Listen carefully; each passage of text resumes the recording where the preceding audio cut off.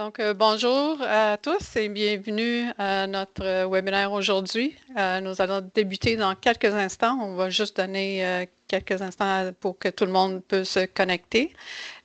Juste pour m'assurer, vous voyez bien l'écran, vous voyez la présentation et tout ça. Juste me répondre oui ou non, juste pour être sûr que...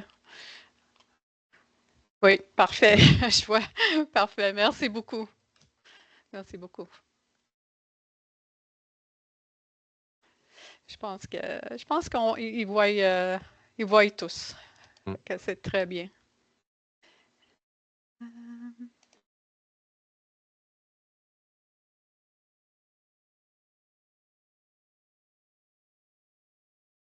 OK.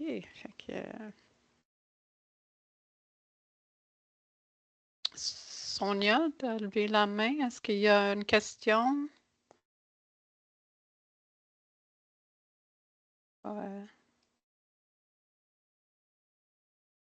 Si vous avez une question, vous pouvez le mettre dans le chat ou dans questions-réponses aussi. Non?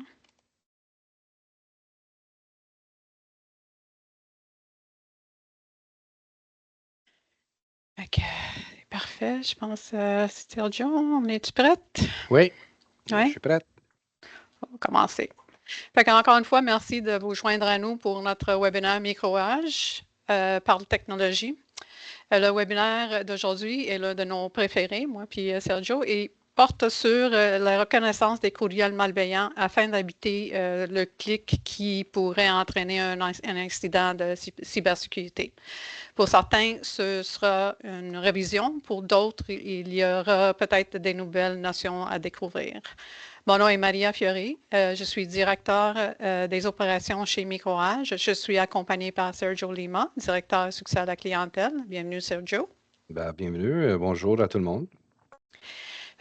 Pour débuter, juste quelques petites notes à savoir. Comme vous l'avez déjà compris, tous les participants sont en mode silence pour réduire le bruit de fond. Nous encourageons les questions. Il suffit d'utiliser la section questions et réponses pour les demander. L'interactivité entre vous et nous, ainsi qu'entre vous tous, est essentielle. Fait que n'hésitez pas à utiliser le chat pour partager vos commentaires tout au long du webinaire. Le webinaire est enregistré. Le lien vers l'enregistrement vous sera envoyé dans quelques jours. Dans le même courriel, vous recevrez aussi un lien pour télécharger le guide de référence rempli de conseils pratiques pour rester cybersécurisé. Nous vous encourageons de profiter de ces ressources et partager les liens avec des collègues qui pourraient en bénéficier. Et dernièrement, à la fin du webinaire, on vous partagera dans le chat un lien vers un court sondage pour recueillir vos impressions. Prenez, s'il vous plaît, une petite minute pour nous donner votre avis. Ça nous aide à améliorer les prochains webinaires. Donc, avant que je passe la parole à Sergio, je prends un instant pour vous donner un aperçu de Microage pour ceux qui ne nous connaissent pas. Microage est un fournisseur de services technologiques avec 41 succursales à travers le pays. Nous fournissons des services et des solutions informatiques à nos clients depuis presque 45 ans. Nous croyons fermement à l'établissement d'un partenariat avec nos clients afin de les aider à atteindre leurs objectifs. Pour que ce partenariat soit fructueux, nous devons bien comprendre vos opérations, qui sont vos clients, comment vos équipes travaillent, vos défis, vos opportunités et vos indicateurs de succès. Cette compréhension nous permet de recommander et de fournir les services et les solutions TI qui répondent réellement à vos besoins. Voilà un aperçu de qui nous sommes et la manière dont nous travaillons avec nos clients. Fait que, Sergio, c'est à toi. Oui, bonjour à tout le monde. Merci, Maria. On est solo aujourd'hui, moi et toi. On fait le tout aujourd'hui. Fait que dans Teams, on va gérer la présentation, les discussions, les sondages ou les questions, le chat et tout. On est tout seul, c'est correct. On va s'en sortir. On est capable de faire des choses, des multiples affaires en même temps. C'est ça. Fait que là, j'ai plusieurs écrans, fait que vous allez me voir faire du gauche à droite et à vous aussi. Fait que c'est tout à fait normal. C'est pas parce que je cherche mes écrans. Maria, je vais te laisser faire rentrer le monde pendant que Oui, je parle. oui, Mais absolument. en fait, aujourd'hui, vraiment, ce qu'on voulait faire, typiquement, comme qu'on fait avec nos webinaires par rapport au l'hameçonnage et de la formation, c'est de vous sensibiliser, de vous expliquer comment identifier les tentatives d'hameçonnage, de vous outiller avec des vérifications pratiques pour les signaux d'alerte là, qu'on voit. On va utiliser des scénarios réels, là. C'est des courriels type frauduleux ou légitimes qu'on a vu à chaque jour, en fait, là, ce qu'on voit. Et le but, c'est vraiment de renforcer la sensibilisation afin de vous protéger ou protéger vos données de l'entreprise, les renseignements personnels, de vous mettre plus à jour de les différentes tactiques ou techniques que les cybercriminels utilisent en ce moment. Donc, avant de faire ça, on va passer à travers quelques statistiques. On aime ça faire ça. Pourquoi? Parce que les statistiques changent presque à chaque quart avec les sondages qui se font par différentes organisations. Ce qu'on va vous montrer, c'est vraiment des statistiques par rapport aux entreprises canadiennes. Ce n'est pas quelque chose États-Unis, Amérique du Nord, c'est vraiment des informations nous, on a reçues par rapport à toutes les associations ou partenaires qu'on a canadiens. Fait comme exemple, 44 des organisations canadiennes y ont déclaré avoir subi une forme de cyberattaque les 12 derniers mois. Certains stats viennent du Canadian Internet Registration Authority. Il y en a d'autres qui viennent de l'échange cyber-menace canadien, le CCTX qui appelle. Puis il y en a d'autres qui viennent de nos partenaires. Mais comme exemple, 44 Parmi ces 44 des organisations qui ont déclaré avoir quelque chose, bien, il y a 28 qui ont indiqué que leur réputation avait été affectée et il y a 26 qui ont affirmé avoir perdu des clients. Ça, c'est important parce que c'est toujours le premier au niveau de la réputation. C'est très difficile à trouver un chiffre en termes de monétaire parce que c'est vraiment une réputation. Puis c'est dû à un cybermenace, cyberattaque qui ont subi et ensuite, ben, ils ont été peut-être quelques heures, quelques jours, quelques semaines non fonctionnelles. Et ensuite, ben, on sait qu'est-ce qui se passe. Vos clients et vos partenaires vont ailleurs pour continuer leur business. Fait que c'est sûr que vous risquez de perdre du revenu à cause de ça. 67 des employés canadiens ont admis avoir volontairement fait quelque chose qui a compromis la sécurité de leur organisation. Je ne vise pas quelqu'un en particulier, mais nous, on en voit aussi certains ressources techniques qui ont mis des solutions de sécurité, mais pour faire un travail, ils ont fait ils ont contourné juste pour faire ce qu'ils voulaient. Ça ne veut pas dire que tout le monde fait ça ou toutes les ressources techniques le font, mais juste pour donner exemple que même des ressources techniques le font.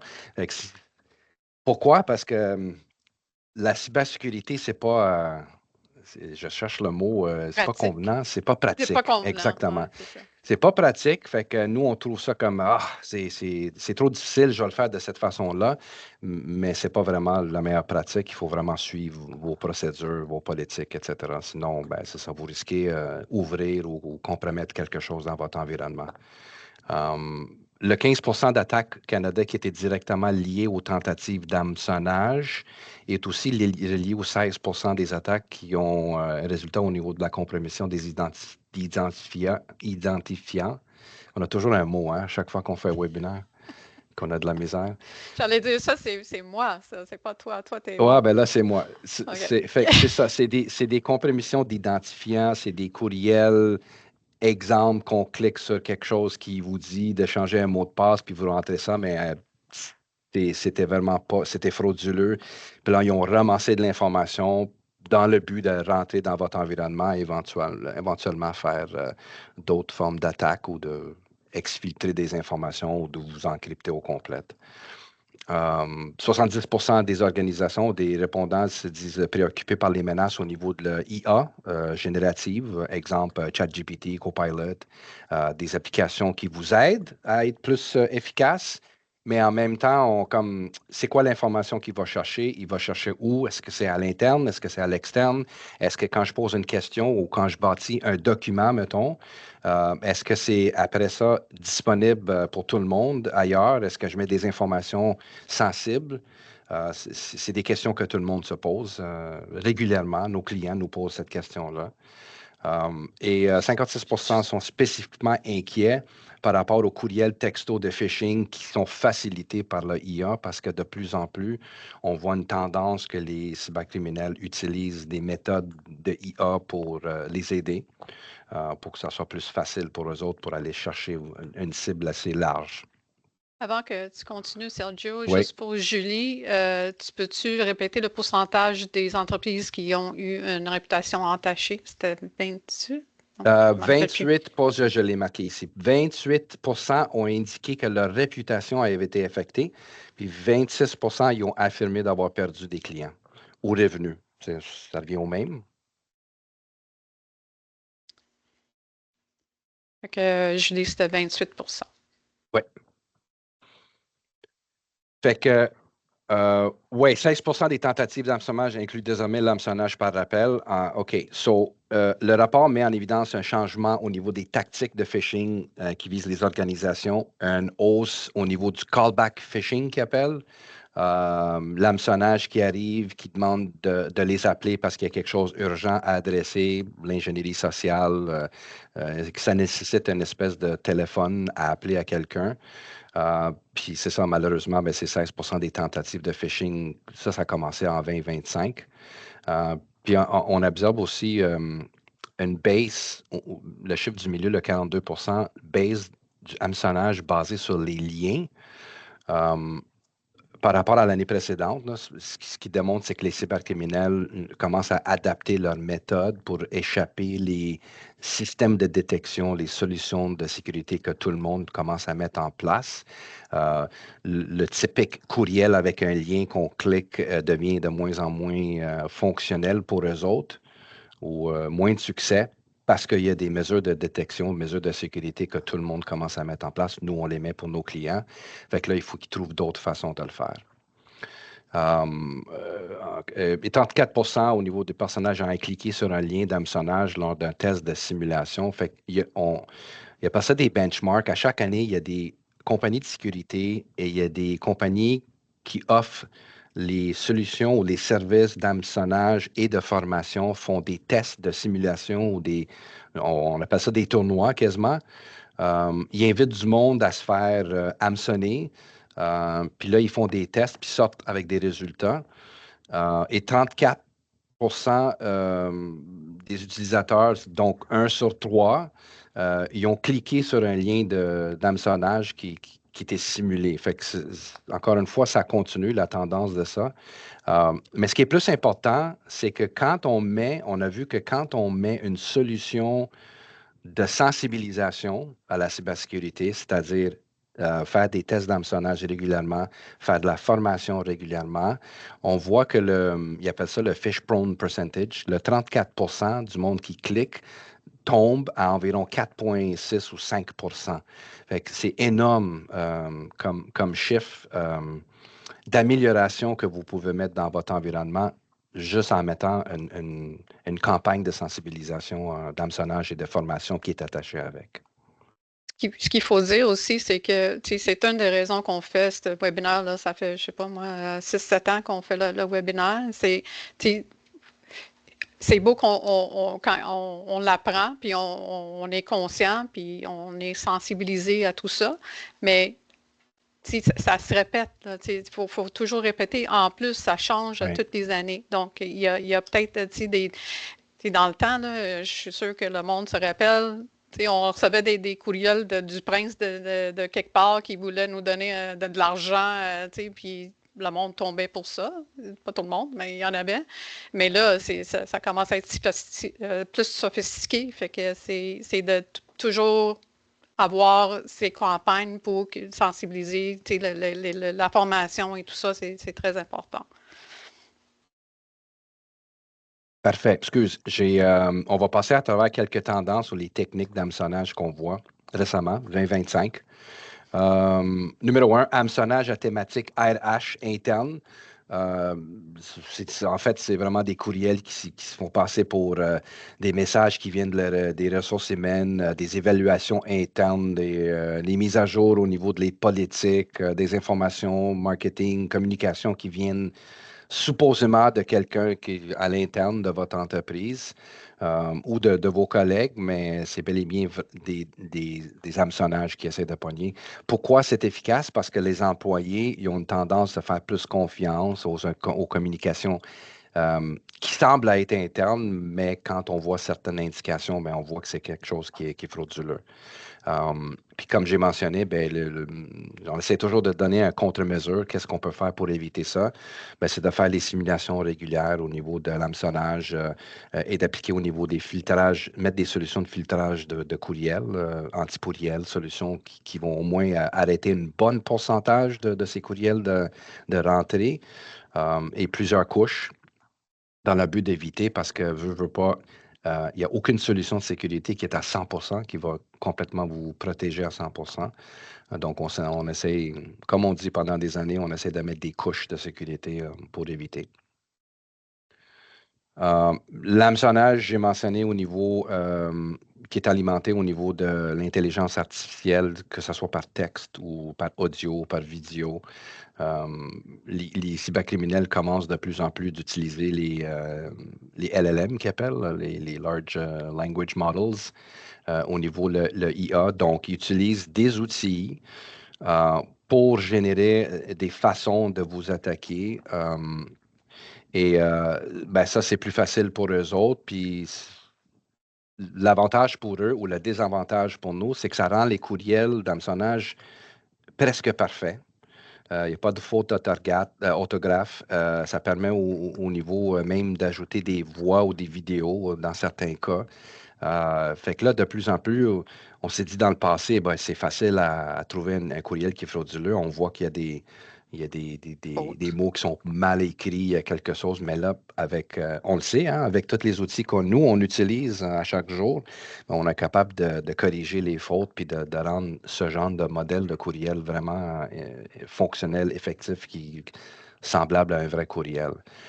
Fait que les erreurs de grammaire, d'orthographe disparaissent et les imitations de personnes réelles deviennent un petit peu plus crédibles. Quand on voit, j'ai vu des vidéos que tu croirais que c'est vraiment quelqu'un pour vrai, mais c'est tout à fait du IA qui l'a fait.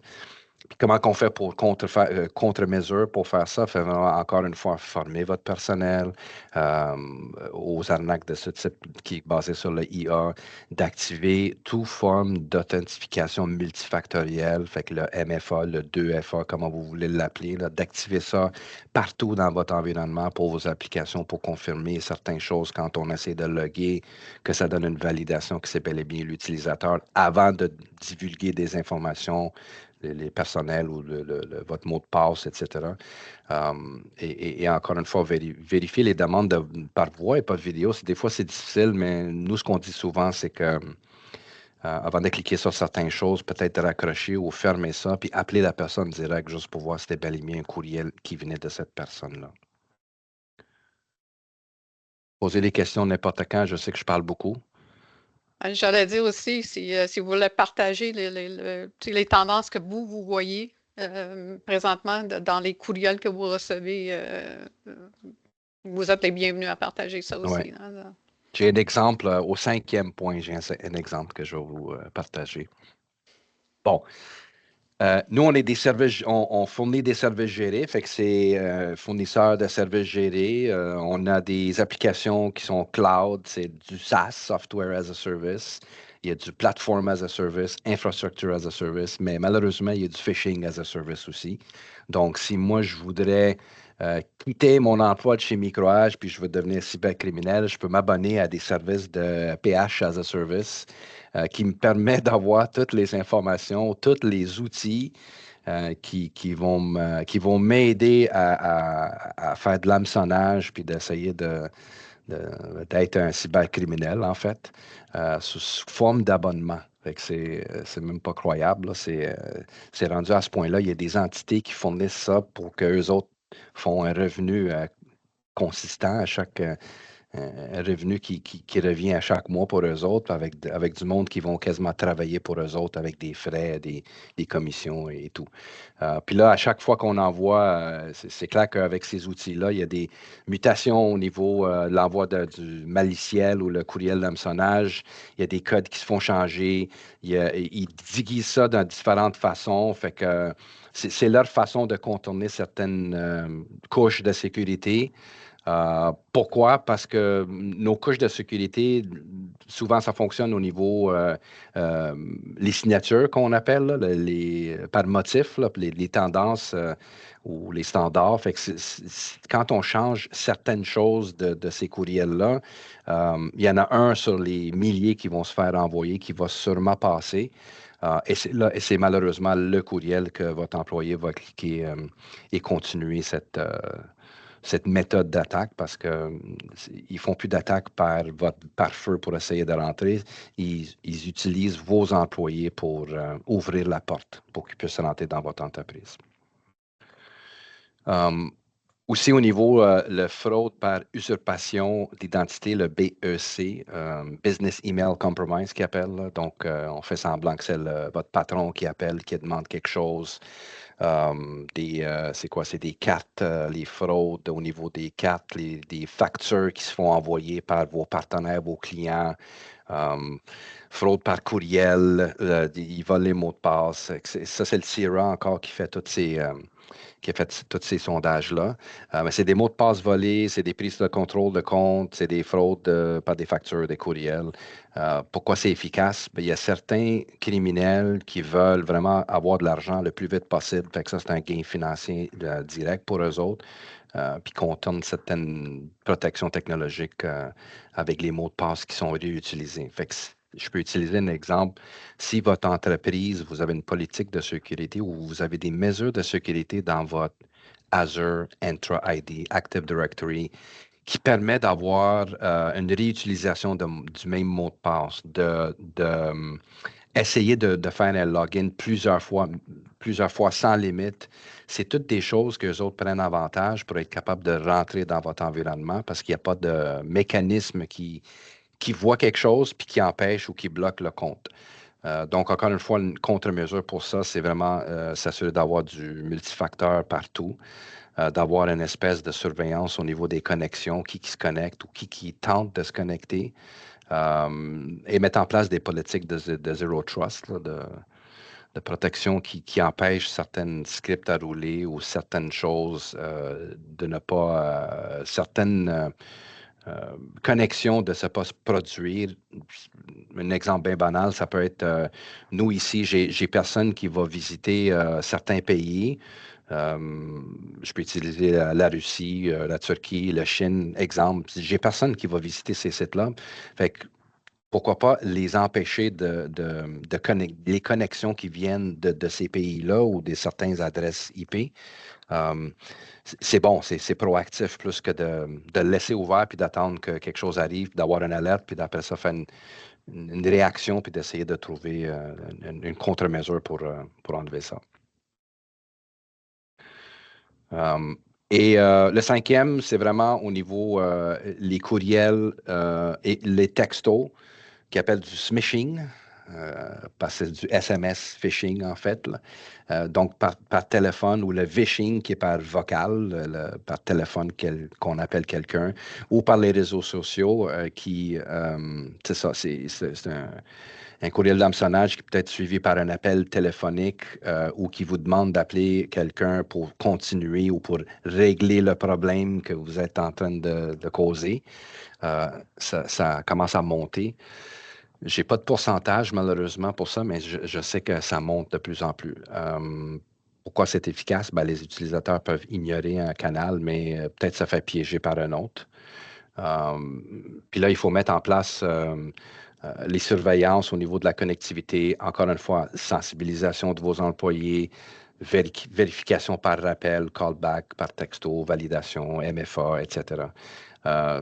Tantôt, j'ai mentionné, il y avait un exemple. J'ai quelqu'un que j'ai parlé. L'année passée, j'ai parlé avec quelqu'un c'était un propriétaire, un président d'une entreprise, qui avait mis des caméras de surveillance à l'extérieur de sa bâtisse avec des alertes. Donc, à chaque fois que quelqu'un passe en avant de sa bâtisse, ben, il faisait avertir par texto qu'il y avait du mouvement.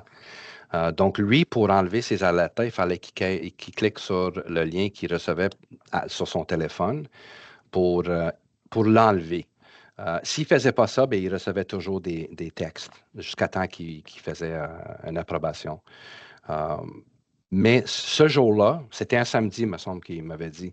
C'était un samedi qui était chez eux. Son entreprise est fermée un samedi. Il a commencé à recevoir des textos comme quoi que le système de caméra, il y avait du mouvement. Il a checké ses caméras, il voyait que c'était du monde qui coupait le gazon, du monde qui passait en avant, tout à fait normal pour lui. Fait qu'il a cliqué OK. Puis là, il recevait quelques autres aussi, évidemment, parce que ça bouge, ça continue de bouger. Mais entre-temps, il y avait quelqu'un qui a été au Apple Store, au centre-ville, il y avait sa carte de crédit a été piratée ou copiée. Puis il y a quelqu'un qui était rendu chez Apple puis qui voulait acheter un MacBook pour 2 000 à 3 000 $. Puis heureusement, il avait activé le feature où à chaque fois que ça dépasse X nombre de montants, il se fait avertir par sa banque pour dire que est-ce que vous approuvez cet achat. Mais c'est parce que ce texte-là qu'il a reçu, c'était entre toutes les autres. Fait que pour lui, cliquer, sans s'apercevoir, tu risques de cliquer sur quelque chose que tu ne voudrais pas. Heureusement, il l'a vu. Et il a vu comme quoi qu'il y avait une transaction qui s'en allait se faire chez Apple Store. Il l'a refusé. Après ça, ben, il a appelé le Apple Store qui était situé au centre-ville. Il voulait presque aller là, mais en fait, c'est les autorités, la police et tout. Mais c'est juste pour donner un exemple au niveau du le mass texto qu'il envoie qui rend la vie un petit peu difficile ou sans qu'on sache là, qu'on clique sur quelque chose qu'on n'est pas censé cliquer. Longue histoire, désolé. C'est genre Donc, MFA fatigue. Là, exactement, c'est ça. MFA fatigue. Là, c'est texto fatigue. C'est ça. OK, fait que là, on est prête pour... on a des questions. Fait qu'on a une série de questions et ensuite, on a une série de courriels, des exemples de courriels qu'on va vous tester dessus. On va activer le sondage pour vous demander de répondre. On commence avec la première question. Vous recevez un avis de quarantaine de courriels, donc un courriel qui est rentré dans le système de courriel, puis il s'est mis en quarantaine, et il y a un bouton qui dit libérer. Quelle est la meilleure pratique? Vous avez le choix. Cliquez sur libérer, sinon les courriels ne seront pas livrés. B, c'est ouvrir directement le service de quarantaine de votre centre de sécurité, ne pas utiliser les liens intégrés. C, demander à l'expéditeur de renvoyer le message. Ou D, ajouter l'expéditeur à la liste des expéditeurs approuvés.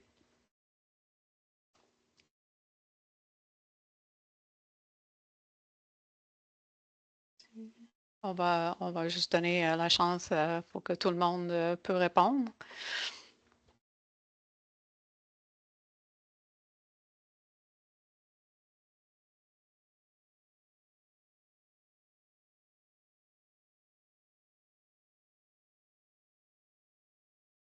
Quelques instants encore. Puis on va fermer le sondage.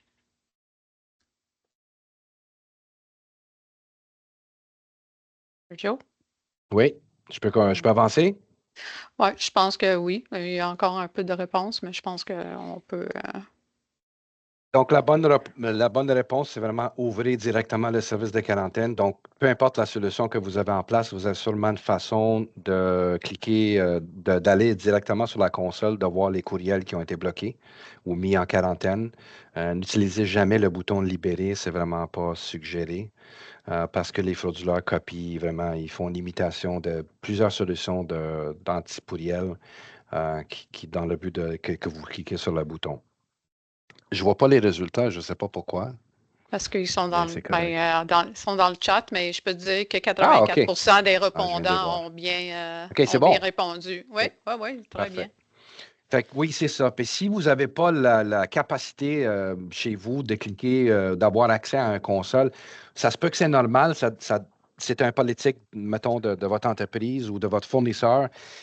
qui vous demande de faire une demande pour checker ou pour valider les courriels. Donc, ça dépend comment que vous avez fait la configuration et combien de les permissions que vous permettez au niveau de vos utilisateurs d'aller cliquer dans une console pour aller voir les courriels et les laisser aller ou de rentrer. Parce que ça aussi, ça risque d'être dangereux. Si on donne trop de pouvoir à nos utilisateurs, mais ce qui va arriver, c'est qu'un courriel frauduleux qui est mis dans quarantaine, peut-être l'utilisateur pense que c'est bon, il va le laisser aller, ça va rentrer et c'est ça, ça commence le processus d'hameçonnage.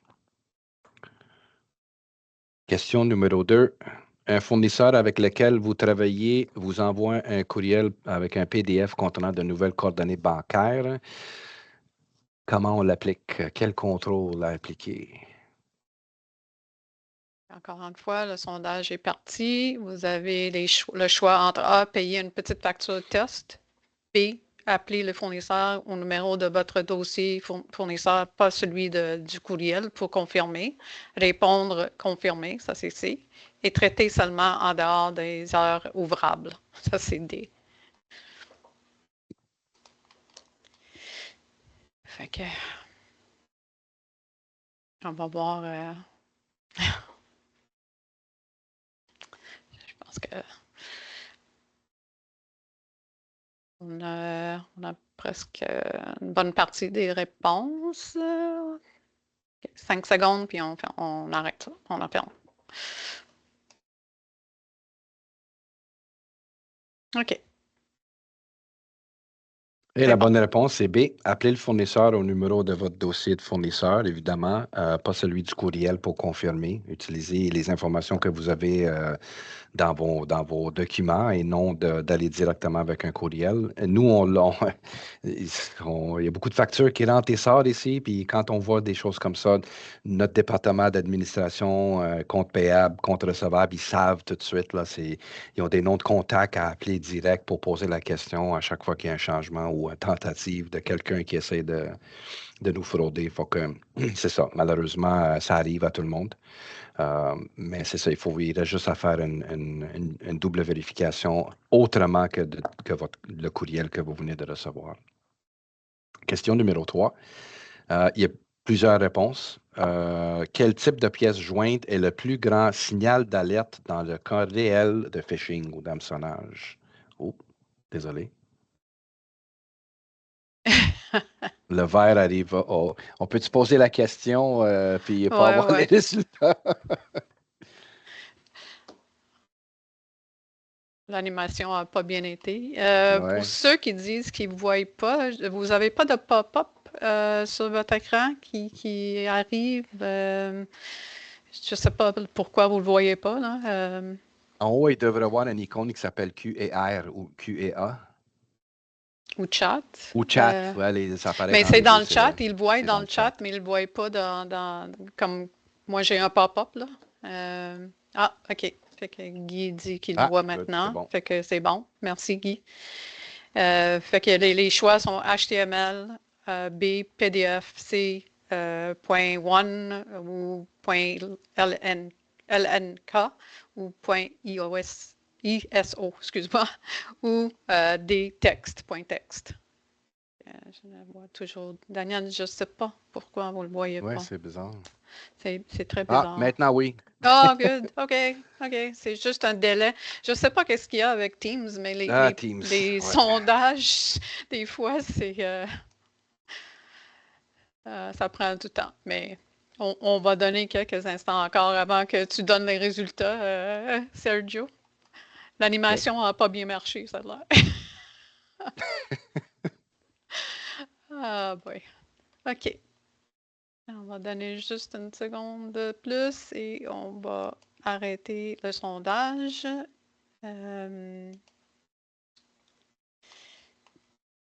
Et puis, il y a 42% qui ont dit HTML, puis 28% qui ont donné C, le .1, .lnk, puis .iso. Oui, c'est ça. Avant, c'était PDF, texte, EXE, Doc, XLS et tout. Là, maintenant, c'est tous les paramètres ou les couches de sécurité qui empêchent ces documents d'arriver, évidemment. Mais là, ça fonctionne au niveau HTML parce qu'il est capable de faire une capture au niveau des identifiants à l'intérieur de tout ça. Ce qui est populaire aussi, c'est tous les OneNote, tous les documents qui viennent de OneNote, tous les points LNK parce que c'est des liens. Puis les fichiers ISO, ce sont des fichiers exécutables en fait. Fait que ça aussi, c'est encore une fois les différentes ou les plus populaires au niveau des vecteurs de logiciels qui rentrent. Question numéro 4, en espérant que les réponses ne sortiront pas. OK, c'est bon.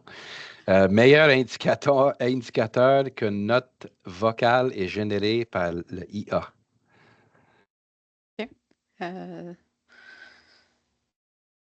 Fait que les réponses sont A, temporalité, lenteur étrange avant les réponses. B, incohérence de l'ambiance sonore de fond.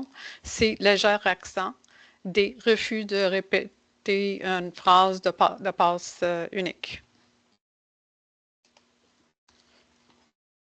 Lui, là, est un peu plus difficile, mais on va voir. Jusqu'à date, les participants sont pas mal sensibilisés. Oui.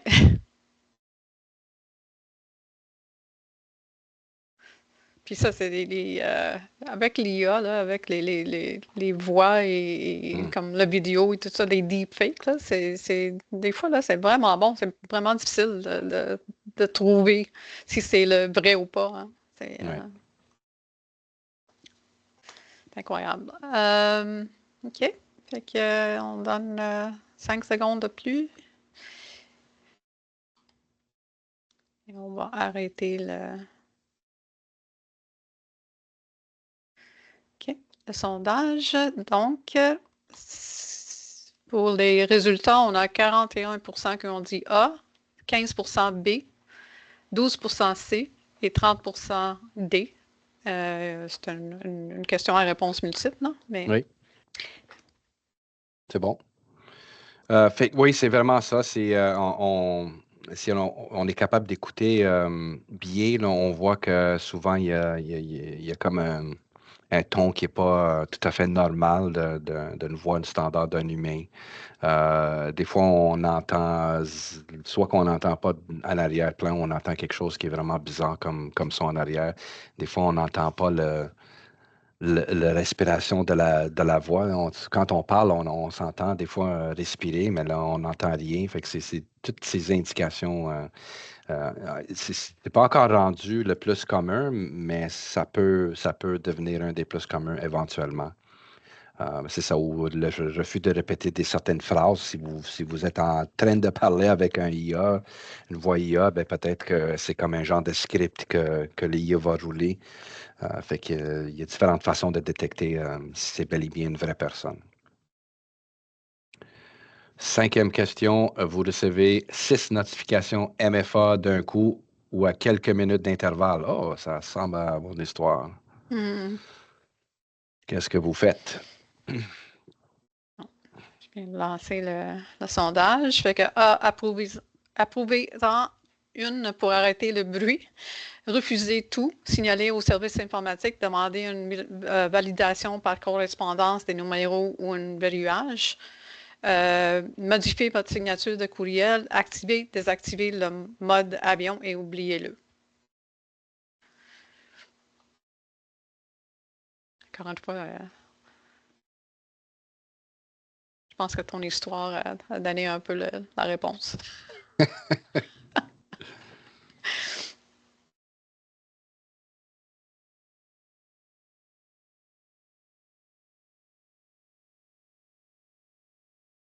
On va juste attendre une couple de secondes de plus, puis on va passer au résultat. C'est bon. Fait que 100%, on dit B. Voilà, c'est B. C'est B. C'est ça. Fait en fait, c'est vraiment le number matching ou validation par correspondance des numéros. Là, c'est une méthode de vérification qu'on utilise pour des push de MFA ou AMF. Fait ou au lieu de faire, parce que nous, on a souvent des solutions qu'on a juste à cliquer approuver pour que ça soit. Fait que les deux fonctionnent. C'est clair que quand on a la tendance de rentrer des chiffres au lieu de juste peser sur un bouton vert, mais moi, je trouve ça plus sécuritaire parce on va réfléchir encore une fois juste pour s'assurer. Tandis qu'un bouton vert, ben, c'est facile à cliquer. Comme exemple, il y a des systèmes avec Microsoft Authenticator qui vous demandent de taper le numéro, comme taper le numéro 47 pour que ça soit approuvé. Ça, c'est bon aussi, évidemment. C'est Microsoft qui l'a mis en place. Il y a aussi au niveau, qu'est-ce que vous pouvez faire pour limiter les dommages ou éviter que le monde clique dessus trop facilement? Ben, il faut protéger contre les attaques au niveau du brute force. Fait que ça, qu'est-ce qu'on fait? On met du AMF, le multifacteur. On empêche. Il y a des politiques de sécurité qu'on peut mettre dans notre environnement qui va dire, mettons, je vais désactiver le compte après 5 tentatives qui ont été échouées.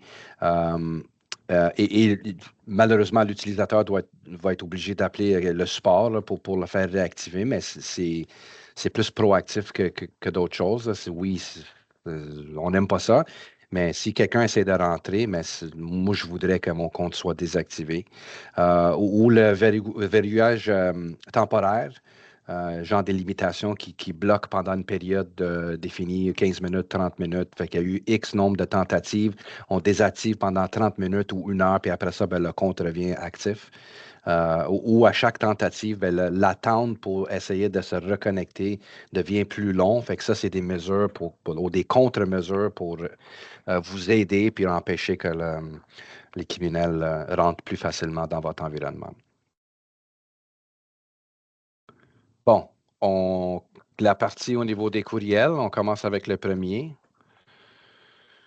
Un courriel, il faut deviner ou il faut dire si c'est légitime ou frauduleux. On vous donne quelques secondes. Oui, donc vous pouvez lire un peu, puis regarder un peu le courriel, pas trop longtemps, parce que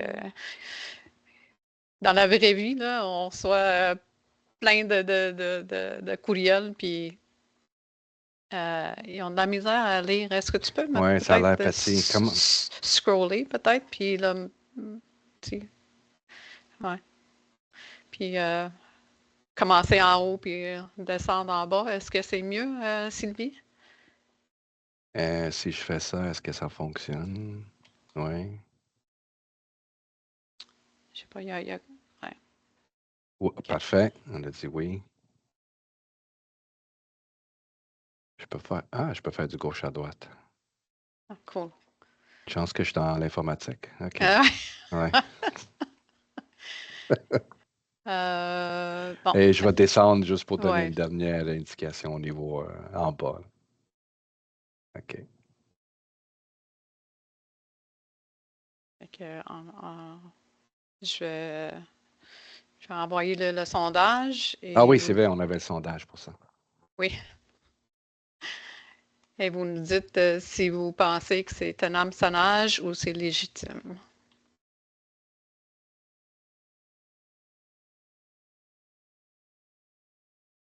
Bien. Ça rentre, ça rentre. C'est bien.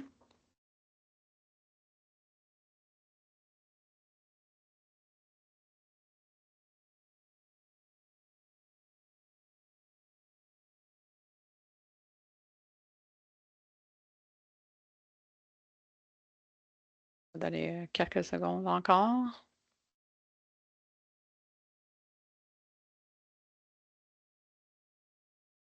Bon. Et bon, on va arrêter le sondage. Et les résultats, c'est que 65 ont dit que c'est légitime, puis 35 c'est du hameçonnage. C'est légitime. Oui. Fait que. Oui, je vais passer au prochain pour expliquer Ah, certaines ouais. choses. Daniel Ouais. a tellement raison. Vas-y, Sergio, excuse-moi. Non, ben, si tu veux parler un peu de ce courriel-là, peut-être que tu as plus ouais. d'infos que moi au niveau Oui, mais Equifax.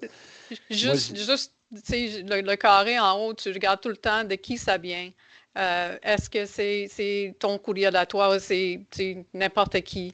Le sujet, est-ce que c'est quelque chose que vous recevez d'habitude? C'est juste à regarder cette partie-là, si ça a du sens. Parce que des fois, même, tu sais, on dit tout le temps, là, c'est une image, fait que c'est difficile à faire, mais quand hmm, tu mets ta souris par-dessus le lien, voir si le lien a du sens ou pas. Ça, c'est une autre façon de voir. Mais pour ce courriel-là, premièrement, c'est un courriel que je te prends avec vous, là. C'est un courriel à ma mère qui est connecté à Equifax parce que sa banque a été fraudée. Fait que, tu sais, on les voit assez souvent. La seule chose, c'est comme Daniel dit, se connecter, tu sais, le lien sur le côté droit en haut, là, à côté de oui, mon oui. Equifax, En haut, à droite, oui. t'as bien raison. Tu vas directement à le compte, tu ne cliques pas sur le lien. C'est ça. Au cas où. Au cas Oui, où, c'est toujours plus sécuritaire. oui. Ben, Meilleure pratique, recommandation, ne jamais cliquer sur ça. Allez sur votre portail ouais. de cette application-là, puis d'aller voir qu'est-ce qui se passe. Puis c'est toujours suggéré. Je sais Oui. pas, Sophie, puis il y en a d'autres qui disent que Equifax nous écrit pas, mais ça fait plusieurs années que ma mère, en tout cas, est avec Ma mère Equifax aussi. Oui, et on reçoit ces courriels oui. mensuellement. Ma mère Mensuellement. faisait partie de la liste des clients qui ont été exfiltrés dans le temps de Desjardins, j'imagine. Là. Fait que tout le monde a eu une espèce de abonnement Equifax gratuit pour X nombre d'années. C'est ça. Elle Mais faisait partie de ça aussi. encore là, Mm. dans tout ça, là, cliquez pas les liens, allez C'est sur le ça. compte, voir qu'est-ce qui se passe sur votre compte. Là. C'est le plus sécuritaire qu'il y a. Fait que, Ouais. ouais, c'est ça.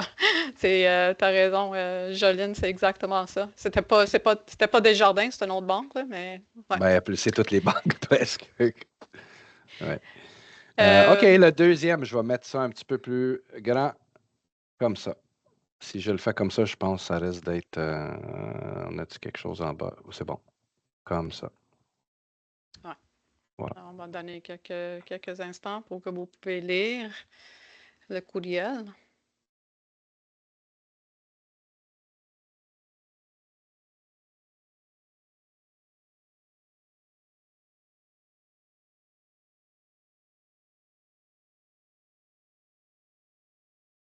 OK. Je pense que c'est pas trop long, fait que je pense Mm. que je vais partir le sondage et voir. Fait que hameçonnage ou légitime.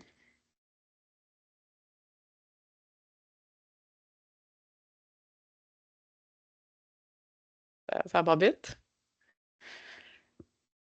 Les,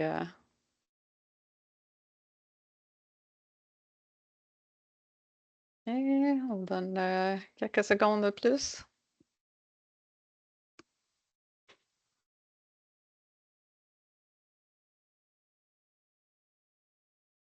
OK. J'espère que tout le monde a répondu, qui voulait répondre, parce qu'on va fermer le sondage. Et donc, les résultats, 93% ont dit que c'est du hameçonnage et 6% ont dit légitime. Mm. C'est C'est, hameçonnage. ouais, fait que vous avez raison Oui. là-dessus. Pourquoi? Ben, il y a pour certaines raisons, là, c'est clair. Quand on regarde d'où ça vient, des fois, le monde voit support technique client, puis c'est correct, mais il faut vraiment aller voir au niveau, les domaines, souvent, c'est Mais suspect un peu, là, quand on parle de mz.firebaseapp.com. ouais, très C'est un peu suspect. suspect. C'est envoyé aux carrières à microh.ca. C'est un peu générique comme courriel. Là. Oui, C'est ça. Et carrière, c'est pas une personne, ouais. C'est un groupe, là, comment on appelle ça, un groupe Oui, email? un mailbox partagé, là, c'est ça. Partagé, oui, Ouais, c'est ça. Avec ça ça. n'a pas aucun sens. Ouais. C'est ça. Quelques fautes un peu au niveau de tout ça, j'imagine, là. Et ce qu'on avait parlé dans le temps, il n'y a aucun lien dans ce courriel-là, mais c'est ça, il y a un numéro de téléphone. Fait que, Ouais. malheureusement, il y a quand même du monde qui risque d'appeler ce numéro de téléphone, mais là, ça commence le, le- le processus de parler avec quelqu'un qui essaie de remettre la transaction, puis là, il essaie d'avoir les informations personnelles de cet Ouais. usager-là. En plus, il n'y a pas de signature. Je veux dire, Ouais. C'est vous vrai, avez c'est vide, raison, ouais. là, tout est comme louche dans ce Exact. courriel-là. Ouais, il faut mettre un facile sur les 5, là. Celle-là, c'est le plus facile. On va voir, on va voir. OK. Courriel numéro 3. C'est un petit peu plus grand, comme ça.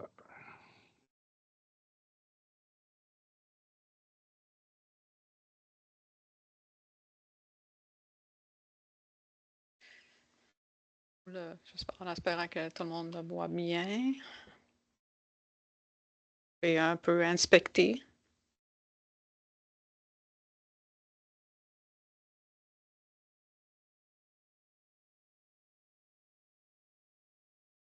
Encore là, il n'est pas trop long, fait qu'on va lancer le sondage. Hameçonnage légitime.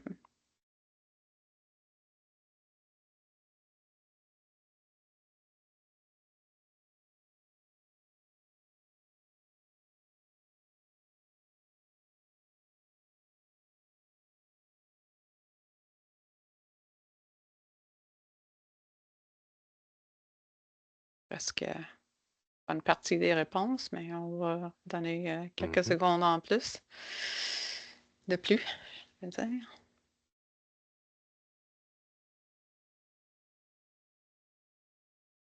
OK. On va fermer le sondage. Et les résultats sont très bons. 82 ont dit légitime et 17 du hameçonnage. Et effectivement, c'est Oui, légitime. c'est bel et bien légitime. Moi, la seule chose que je peux suggérer, c'est si vous n'avez pas fait de commande, ben, cliquez pas Oui. sur le courriel, c'est sûr. Ça, c'est clair. Là. Mais c'est de plus en plus, tout le monde commande. Là. Fait que il y a tout le temps une commande qui vient d'Amazon ou quoi que ce soit. Fait que c'est facile à cliquer. Si ça rentre partout dans vos utilisateurs, c'est clair qu'il y a quelqu'un qui a fait une commande. Puis s'il commence à cliquer là-dessus, ben c'est ça commence. La chose, et tu as entièrement raison, puis en aucun moment ça c'est venu à moi, c'est une commande, une vraie commande hier, Oui. mais en aucun moment que je cliquerais sur un lien, j'ai C'est le ça. numéro Exact. que je peux suivre la Oui. commande. Fait que, mais la chose intéressante, puis je sais pas, c'est peut-être une façon que les livreurs, justement, les compagnies de livraison essaye de contourner les problèmes. Je veux dire, ils m'ont envoyé comme 3-4 courriels. C'est Amazon qui m'a dit, Ouais.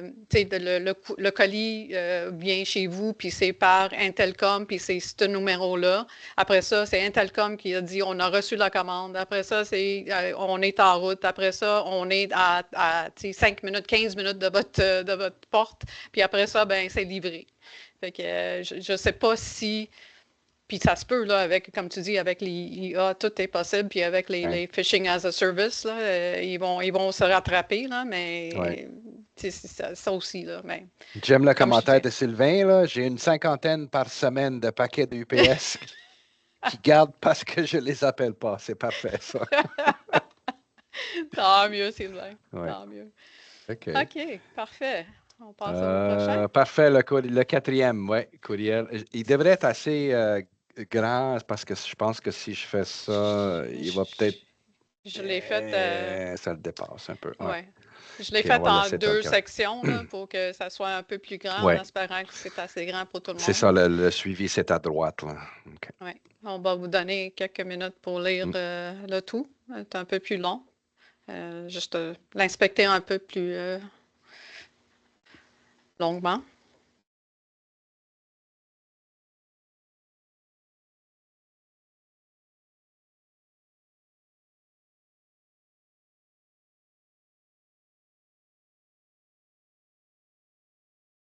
Est-ce que tout le monde a eu le temps de lire, de le regarder?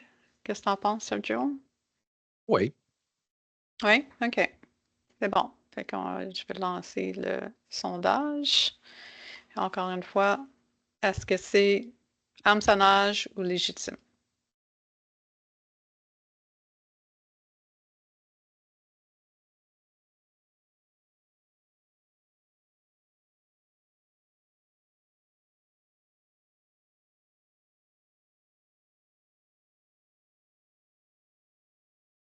Bon, on donne quelques secondes encore.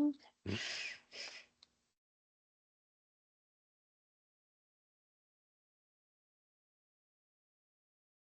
All right. On va arrêter ou fermer le sondage. Et les résultats, c'est que 92% ont dit que c'était hameçonnage.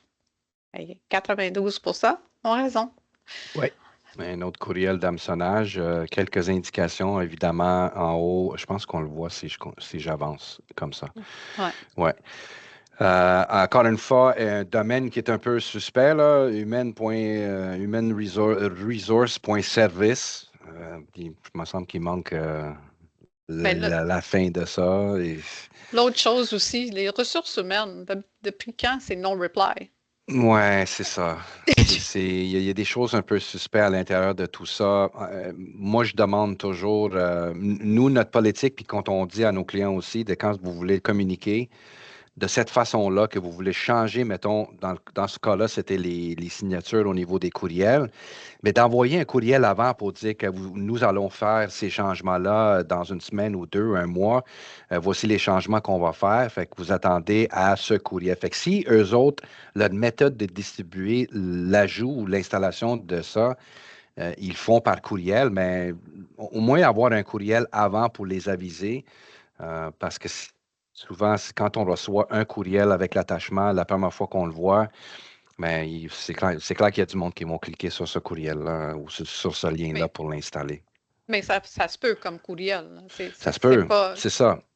Ça peut être la méthode d'installer. Nous, on l'a vu chez quelques clients. Il y a du monde qui travaille à distance dans des endroits très loin. Puis la seule façon de faire le changement, c'était vraiment d'attacher un fichier exécutable ou quelque chose qui peuvent faciliter l'installation d'une application ou une signature. Ouais, Mais c'est ça, il faut aviser le monde avant. ouais. Gabriel et Jolene, vous avez raison. Mettre un fichier en pièce jointe pour une signature, ben, C'est ça. c'est Ouais. ça. Il y a comment dire, des red flags, des Ouais. choses qui indiquent que c'est C'est pas. ça. Surtout Ouais. maintenant qu'on a plusieurs méthodes de déployer des changements autres que du courriel, là. Fait que de plus en plus, on ne veut pas faire ce genre de déploiement par courriel. C'est pas Non, vraiment recommandé. mais ça arrive. Ça Ouais. arrive des fois, là. Ouais. Ouais. Il y a aussi une sens d'urgence. C'est vrai qu'on ne l'a jamais mentionné Ouais, aujourd'hui, mais c'est ça, on l'a vrai. fait dans le passé. Il faut faire attention au niveau de la sens de l'urgence là, de ce courriel. C'est toujours, hey, il faut faire avant la fin de la semaine, enfin, avant aujourd'hui, immédiate. Il faut cliquer sur ça pour régler le problème. Sens d'urgence joue toujours un facteur dans les courriels frauduleux. Sinon, ben, c'est ça, les attachements que de plus en plus, on ne veut pas utiliser cette méthode. Le dernier courriel, c'est celui-là, le numéro 5.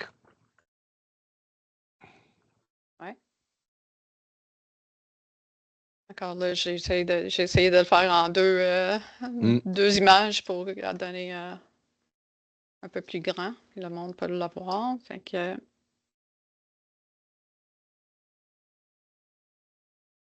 donner quelques secondes encore parce qu'on arrive à midi, hein, Sergio? Oui, oui, on est à temps. Il reste quelques pages. On est Oui, correct. ouais, on est presque à la fin. OK, fait que je vais lancer le sondage.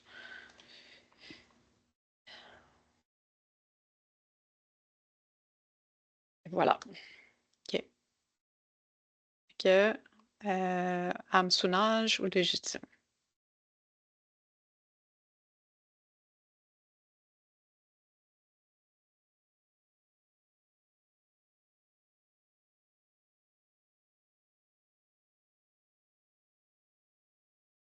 On arrive presque.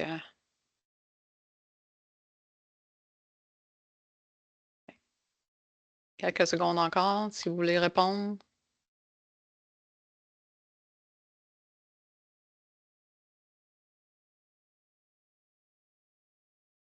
OK. Est-ce qu'on va... On va arrêter le sondage et on va donner les réponses. OK. Fait que c'est 67% qui ont dit que c'est un hameçonnage et 32% qui ont dit légitime. C'est un bel et bien hameçonnage, mais je l'adore celle-là parce que c'est dangereux comme courriel. Là, visuellement, quand on le voit dans un courriel, peut-être pas sur sa page, ça paraît pas, mais quand on le voit dans un courriel comme ça paraît vraiment comme un courriel qui vient de Microsoft. Fait que c'est proche.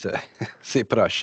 Puis imagine qu'on aura ce courriel-là avec 3, 4 applications qui roulent, qu'on venait tout juste de parler avec quelqu'un, puis qu'on dit qu'on va vous inviter, puis là, on voit quelque chose comme ça, ben, on clique. Ouais.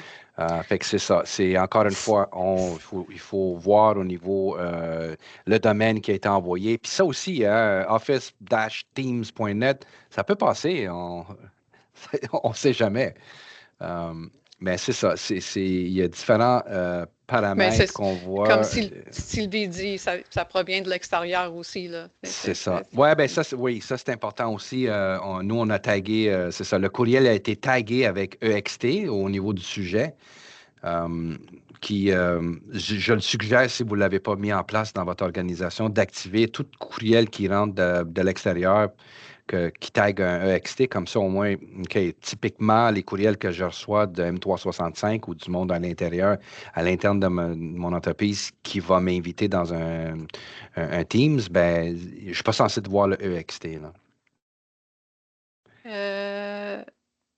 Juste parce que j'ai une question d'Antoine qui doit quitter, parce que c'est midi, mais il demande, est-ce que vous avez des outils de simulation qui nous permettraient de tester nos employés dans nos entreprises pour des courriels? Oui. Oui, on a des programmes de sensibilisation que si vous voulez faire vos propres tests puis publier votre propre contenu, il y a comme une bibliothèque pleine de contenu que vous voulez publier. Et aussi, ben, des fois, ça risque d'être pas difficile, mais complexe ou ça prend du temps. Il faut dédier du temps pour préparer les gabarits de courriel et tout, et de les envoyer à vos utilisateurs, puis d'avoir les résultats et tout. Nous, on offre ce service-là aussi. Fait qu'on a les deux services, puis tous les migrages l'offrent. C'est campagne de sensibilisation gérée au complet avec les licences et tout le service à l'intérieur avec les résultats puis les revues. Ou sinon, si vous avez quelqu'un chez vous que vous voulez faire ça, ben, c'est les mêmes outils, mais on vous donne accès au portail puis vous le faites vous-même. Ouais. Juste répondre à Sylvie, oui, nous allons envoyer l'enregistrement après. Oui, il va y avoir une copie de cette présentation. Exactement. Fait que c'est ça. Fait que comment on a mis aussi la prochaine page, c'est les signaux d'alerte. C'est beaucoup de lecture.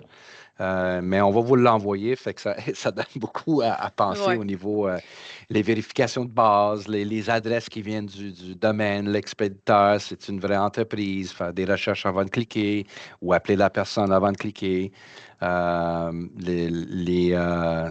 Les objets des messages à haut risque, c'est des activités suspectes, tentatives de connexion, problèmes avec votre compte ou le paiement, confirmer les informations ou cliquer ici pour effectuer un paiement. Au niveau des hygiènes des liens, ben, survol de la souris sur le lien pour voir quand ça fait le pop-up, est-ce que c'est bel et bien une vraie, est-ce que ça match d'où ça vient. Méfiez-vous vraiment des pièces jointes, là, ça c'est de plus en plus.